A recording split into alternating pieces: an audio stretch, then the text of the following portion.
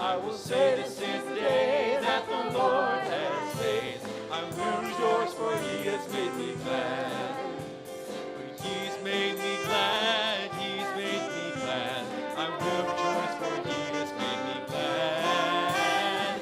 He's made me glad, he's made me glad. I will rejoice, for he has made me glad.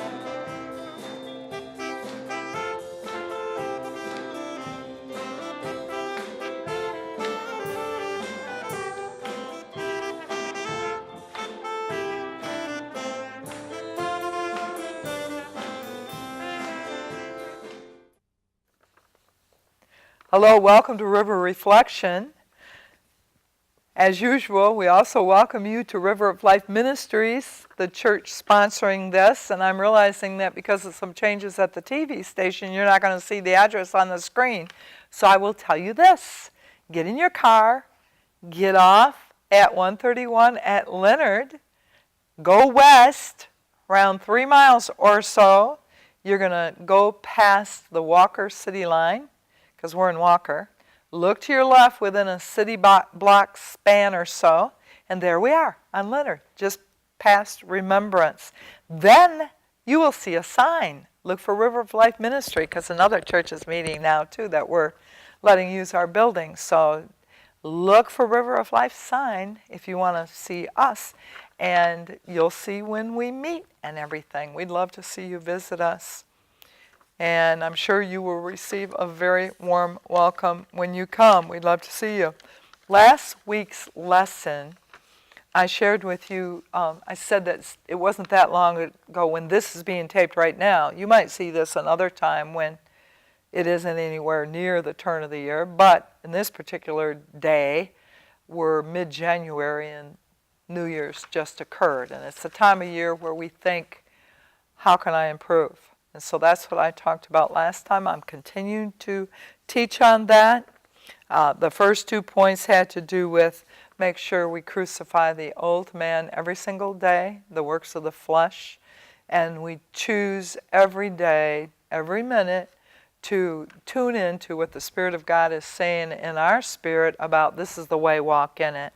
And that we literally would do an examination. If you've been in the Lord any amount of time, you pretty much know the things that please Him and don't please Him. If you don't know, then where you go to church, ask if you wonder if something's right or wrong. And whatever answer somebody gives you, I'm also going to advise that you ask the Lord to show you in the Word an affirmation of the answers, because we're living in a time when Christians are almost too quick to put a stamp of approval on something that God doesn't. It wasn't long ago on Facebook. I'm going to try to say this real general so nobody will know who I'm talking about. Kind of needle in haystack, if you would, anyway. But this particular woman was talking about her man and how her man liked to do certain things out there to be exposed to women. And then somebody else wrote to her on her site, well, why don't you put a show for him at home, if you get my drift. Adults will know what I'm talking about. Put a show for him on at home. You be the show. Don't let him go out there and see things he shouldn't be looking at. You be the show. One little teeny tiny detail these other people were forgetting. She's not married to this man. And the things that they were suggesting were things that are wonderful if you happen to be married to each other. But she's not married. And so I ventured out risking getting my head chopped off, which I often do on Facebook if anybody ever is my friend and follows me. And I just, because I know this young lady is a believer, and she also struggles with some things, but I wrote to her, no, it's not your place to do that because you're not married to him, and I know you know that. And sometimes people get so, I've lost friends on Facebook that way, but this particular humble young lady said, you're absolutely right. And even now, I appreciate your prayers. I'm wanting to get back closer to God. And, in so many words, you're right. I wasn't thinking clearly enough. Yes, I want to be in harmony with exactly what you're saying because I know that's God's will. So I'm saying Sometime even when you ask Christians the right path to walk in because you want to die to flesh and live in Christ, make a mental, maybe write it down and say, this is the advice I got about this. Then ask the Lord, is this in harmony with your will? And if you have any kind of dis-ease about it, ask somebody else. Ask the Lord to show you His Word. Maybe you'll turn on a preacher on YouTube or on TV. And God's good about if you're really seeking truth and you're feeling like somebody else isn't giving you the whole truth, God's good about making sure you find out something isn't right. So pray that you be dead to the old man, live in the new man in the Spirit, and you learn what is in the Spirit and what isn't. And please don't resist. People say, oh, I'm so troubled by such and so demon. And then you find out they're in a yoga class, and they're doing karate, and they've read the whole Harry Potter series, and I'm thinking, of course you're being demonized. And people don't know what the Word says about the occult and about doing yoga. So I'm just saying, if somebody says to you, you know, these things are causing spirits to have a foothold, just don't get mad right away. Say, you know what, I'm going to study that out. Don't also just take everything for granted that everybody knows what they're talking about. Study it out. You can Google stuff. The Christian view of Harry Potter series. And by the way, be careful, because there's also a lot of Christians that think I'm really legalistic for saying it's wrong to expose your kids to that. Dig deeper. Read Deuteronomy, I think it's 18. Read the list of what God hates in there. Read it. Study. Get advice, but at the same time, know that bottom line is, what does God say about it in His Word? Anyway, then the second thing I was talking about is, if He's shown you a path to walk in of ministry, yes, sir. I gave the example of Paul. I won't go back into it, but you can read Paul's account of that story in Acts 26:13 to 23. He just went radically from killing Christians, thinking he was doing God a favor. God appears to him. The Lord did, and said, I'm calling you to do this, to be a Christian, bear His name, be His minister. And he, within less than a week, he was with somebody ministering to him. He got the baptism of the Holy Ghost, and that guy went forth and got terribly persecuted for it. In other words, when God says go, go. Next resolution. Number 3, whatever He has showed you to do. Now see, you can say yes, sir, but now you need strategies. I was looking at, and I might deal with it in our leadership school this weekend, I was looking at the list of goals that I wrote in the beginning of starting the church. I was still a full-time social worker at social services. I was seeking the Lord about the goals to write. They were preposterous in terms of Robert and I were going to start a church. Our son E.G., 8 years old, was going to be a mandatory member because we started in our house and he lived there. So there's our 3 of us were mandatory members. You know what? We didn't know one single person who would become a member. We had some friends, we told about it in a meeting, knowing they weren't going to come because they belonged to churches. You should have seen my goals compared to what you see in reality. You should have seen them. One is use all possible media to get the word out about the gospel. Well, now you're seeing part of that come true. That didn't happen right away. I didn't imagine that the Lord would put me on TV, and many of us have been a part of this station. Then I was a part for over 25 years of Ask the Pastor, and many of those programs, sometimes it's local, which means all of West Michigan, and sometimes it was international, which means 170 countries. I was in the Zimbabwe Africa airport one time, and 2 guys in the gift shop recognized me from Ask the Pastor. Can you imagine? And I'm saying, when I wrote the goals and the different things I wrote, the things, and somebody came along and prophesied that part of our outreach is we'd go to the nations and teach. My first thought was, how in the world would we ever afford a plane ticket across the ocean? That was my first faithless thought. My goals that I believe the Lord was telling me to put in writing, I didn't have a clue how God was going to work them out. So when He tells us to do something, We have to pray to birth in certain goals that He's giving us. And you need to do that about your home church, or maybe there's another ministry He's told you to do. I've told so many people so many times. In fact, one guy in particular was disgusted with me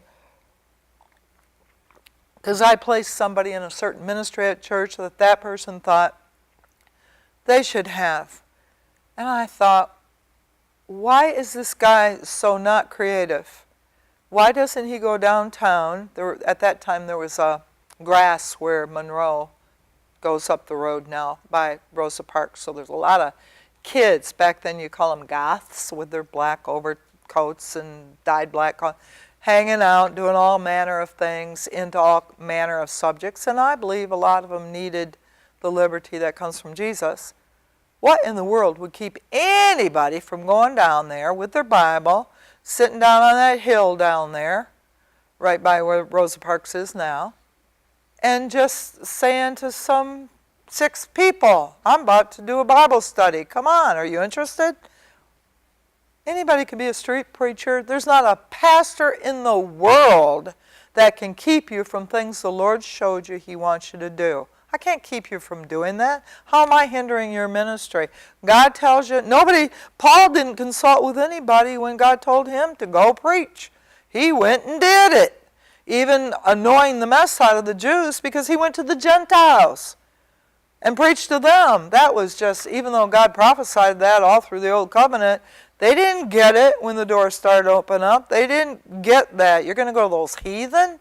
Well, they better be Jews first. They better get circumcised if they want to get with our daddy. And then God comes along and says, no, it's not like that. They don't have to be, Gentiles don't have to be circumcised in order to be reconciled through the cross. Cross took care of that. They had to be baptized. They didn't have to be circumcised. And I'm saying Paul went through all that stuff. And there were times nobody gave him any open door and resisted what he said. Tried to kill him. He got up in front of people that tried to kill him. So I'm saying to you, ask the Lord, once you get your marching orders, ask Him where, when, what, who. And you don't have to have just one. You can go downtown. We do that in the summertime. A group of us go downtown and we pick a corner and we put up sound system and we just sing. And if anybody wants prayer, we hold up signs and say, we'll pray for you. And sometimes people want prayer. Other people stand there and listen. Other people walk by. Once time we had a handful of Satanists really mocking. What was funny is later on those same guys came back to talk some more. And I'm thinking, if we're so terrible, why did you come back? That's when we were in front of Kilwin's Chocolate. People doing the cameras are people that go with me down there. A group of us go down there. But I'm saying, ask Him for strategies. We got to witness. We got to witness to people and tell them the gospel. All of us, all Christians.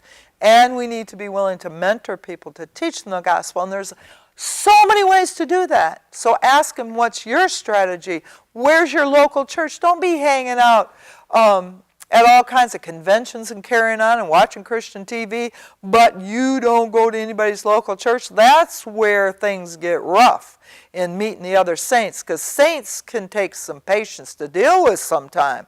That's where our rough edges get rubbed off. And maybe you got a ministry you think that God's called you to and nobody believes it. And then you just go out there and do it on your own and you don't get any encouragement. You just open up your doors in the summer and teach 8-year-olds the Bible. God says mentor, God says evangelize. It's great if your pastor recognizes that you're a good person to teach children's church, but if they don't recognize it and they're not giving you an inch, how's that stopping you from doing what God calls you to do? They can't stop you. There's no way. So ask God for strategies to enter into the things you're saying yes, sir, to. 4, whatever you think is interfering with you getting in step with God's call in your life, and for grace and wisdom to make the right adjustments, whatever is keeping you from that. How many times don't we in our minds say, wow, next time the church takes a trip, some churches go down to Dominican or Mexico or Central America, wherever. Some people take youth on mission trips to build chapels, whatever. But sometimes in our head we go, one day, and then you begin to feel like, it's time for me to start, this is the day. And then you start to, I just got a new boyfriend. I just got whatever it is. What if I lose him? You need to lose him if he doesn't give you the grace to go on a 2-week mission trip. You need to get rid of that person. They're too shallow and fleshly for you. Don't stay with people that hold you back. Oh, that's the day I'm going to be in the stock car race. I was expecting you to be in the bleachers. I don't know if I can win without you cheering. Bye. Bye-bye.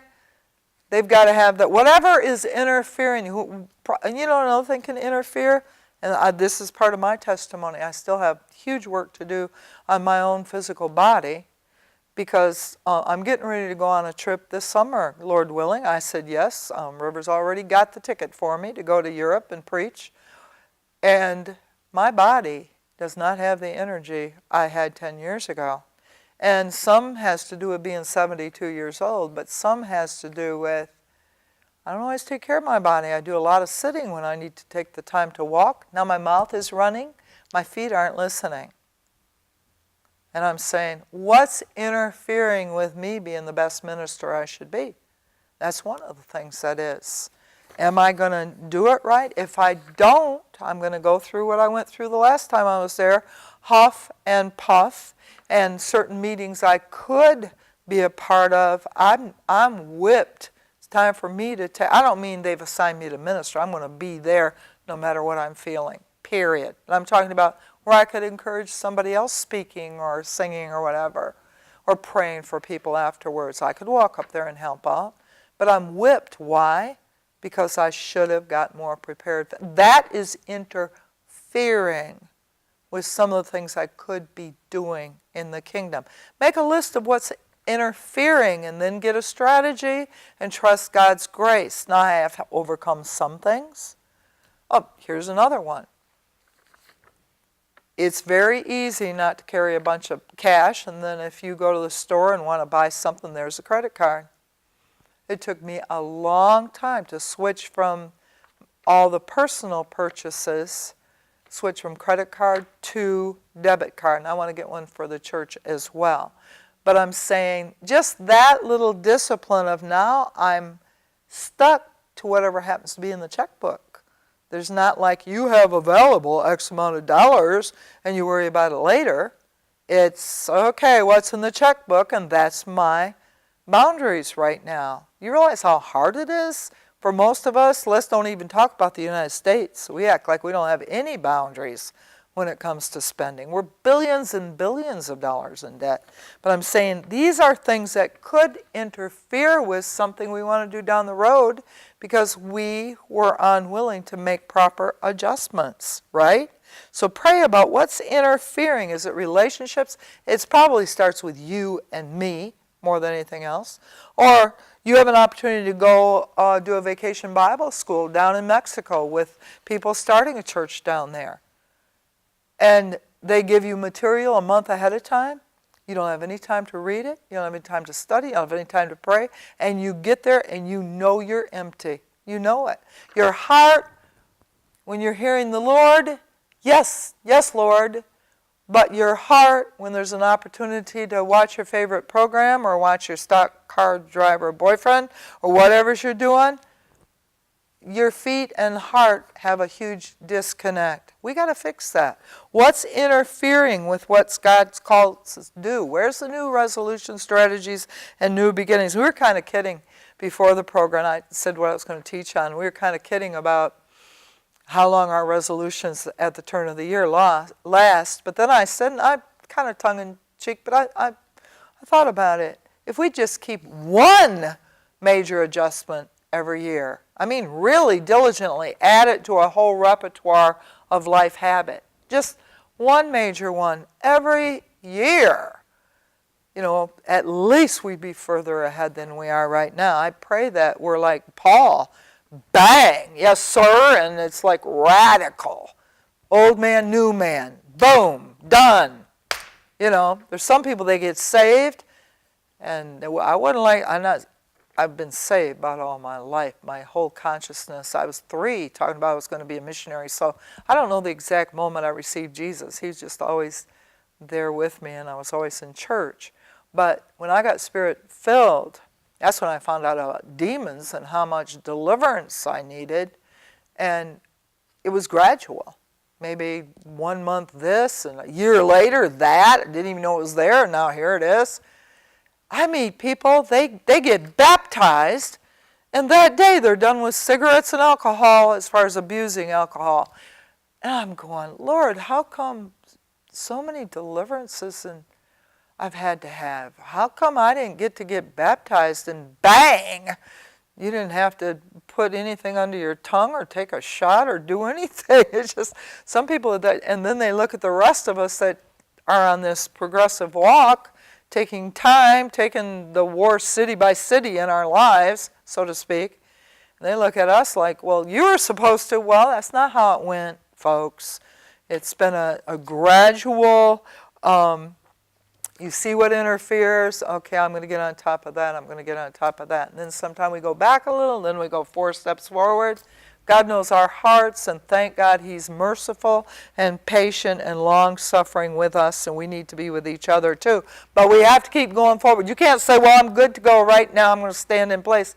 In this walk, you have to keep going forward. You might, kind of have a season of, just resting a little, but you cannot go backwards. You have to keep going forward, keep going forward. So you pray about what's interfering and you work. What do you have to do in the natural to experience victory? Get out of what's holding you back. What do you have to do? Here's another one that is, lifetime work. Be Jesus in all my relationships. Be just like Jesus all the time with every person. I've gone through a major change as a pastor in the last couple of years that still don't know exactly how to pull it off completely, but a long time I got a lot of comfort in relating to people at church, leaders, people that are close to me at church. And it was difficult sometimes then to give myself here and there to people I didn't know as well, or maybe I thought would, I don't know a better way to say it, than want too much of my time talking about problems. That's a problem. I mean, if you're a pastor listening to me, don't even lie about this. It's hard sometimes when there are those that want to talk for 2 hours about their problems, and you give them some advice, and 2 weeks later they talk about the same problems and act as if they never heard your advice. It takes a lot of patience, a lot of love, a lot of prayer. And some people, all of a sudden they get it.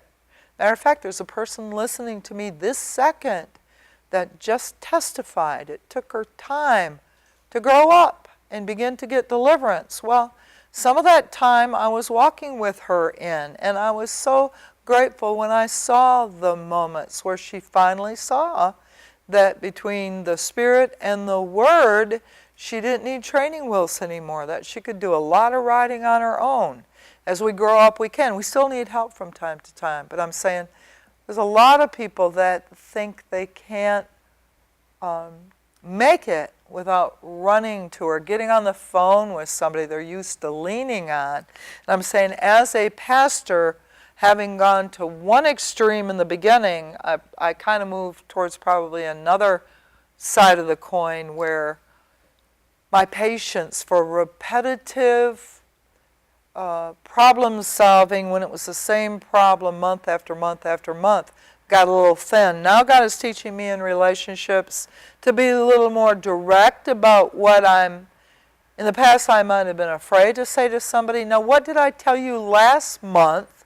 And your assignment right now is to write it down and get the verses to back it up. And I'll talk to you in a month if you still have this problem, but you're going to show me your homework on this. I'm more, I don't know, some people could say hard, but I'd say now I'm taking care of them and me. You understand what I'm saying?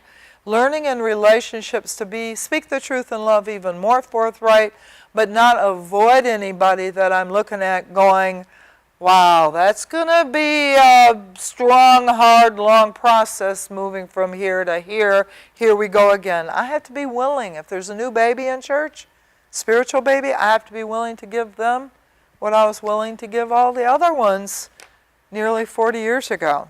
So pray about being Jesus. What he's willing to give them, that's what he said. I only do the things I see my Father doing. That's what he said his life was. So if he saw his daddy saying, hey, see that guy over by the pool? He's been laying at that pool a long, long time. Today, minister healing to him. How many other people do you think were waiting for healing at that pool? Person with a false mercy problem? Hey, Daddy, what about those other 35? No, today I'm telling you, go to that guy. Go to that guy. And you want to be nicer than God, so you get drained, and all he said is go to that guy. But you have to be willing to go to that guy. You can't say, oh, I'm always fooling around with these people that don't even want to be healed. And they're hypochondriacs or whatever. You can get burned out. You can get, what's that word, compassion fatigue in relationships. But I'm saying, Lord, help me not to walk in the flesh in my relationships, right? And I only got a couple minutes left. I'm going to go to this one. I've heard so many things twisted when it comes to faith in the Word of God that I became hesitant. I have to change this. To declare things from the Word and then have my faith be declaring things that are not as though they are. Because over the years I saw so much abuse of this. People would declare things that were obviously for their own benefit. It did not conform to the Word, or they were, Paul said, for instance, I've learned to be abased and learned to abound and be content. I was hearing very many people say, Lord, I'm kind of abased right now, and I'm not real pleased about it, but I declare in Jesus' name, no matter how long it takes in this state of poverty, I will be content. I'll learn contentment, which is more important than learning how to be a millionaire. Okay? I'm saying I want to go back and learn to make declarations, but not with selfish intentions, but with godly intentions, knowing that if I ask in His nature, in His Word, His desire, His will, it'll be that way. So I want to brush all the dust off the offense concerning teaching of healing and declarations and move back into finding out God's Word and His intention for me and declaring, agreeing with what thus saith the Lord for my life and for your life. Move on. Don't ditch everything just because some people abuse being slain in the Spirit, laughing in the Spirit, or whatever. Let's do what God leads us to do and gives us a blessing in. Let's learn to walk in His Spirit, which really sums up the entire resolution thing.